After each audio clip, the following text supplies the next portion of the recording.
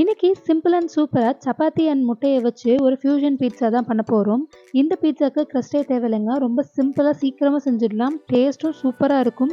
இது செய்யறதுக்கு நம்ம ரொம்ப மெனக்கெட தேவையில்ல. வீட்ல இருக்க லெஃப்ட் ஓவர் சப்பாத்திஸ் வச்சு ஈஸியா பண்ணிடலாம்.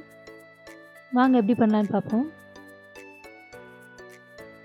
இப்போ ஒரு பேன்ல நான் சப்பாத்தீஸ ஃபுல்லா சுத்தி கிரஸ்ட் மாரி ஸ்ப்ரெட் பண்ணிக்கிறேன். இப்போ இது மேல பீட்ஸா சாஸ் எடுத்து கொஞ்சம் ஸ்ப்ரெட் பண்ணிக்கோங்க. சாஸ் அப்ளை பண்ணதுக்கு அப்புறமா இதில் நான் ஒரு 3 முட்டையை உடைச்சு ஊற்றிக்கிறேன்.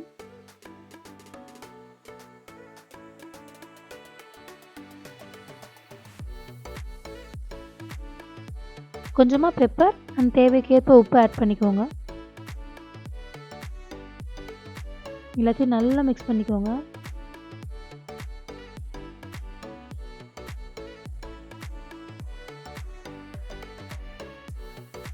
நல்லா மிக்ஸ் பண்ணதுக்கு அப்புறமா நான் கொஞ்சமாக சீஸ் கிரேட் பண்ணி இதில் பரவலாக தூவிக்கிறேன்.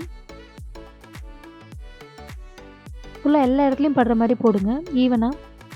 இப்போ கொஞ்சமாக chilli flakes and pizza mix add பண்ணிக்கோங்க. பீட்சா மிக்ஸ் இல்லைன்னா பரவாயில்ல, ஆரிகனோ இருந்தால் அதை கூட ஆட் பண்ணிக்கோங்க. நான் டாப்பிங்ஸ்க்காக கேரட், கேப்சிகம் அப்புறம் தக்காளி ஆட் பண்ணியிருக்கேன். உங்களுக்கு பிடிச்ச வெஜிடபிள்ஸ் நீங்கள் போட்டுக்கலாம்.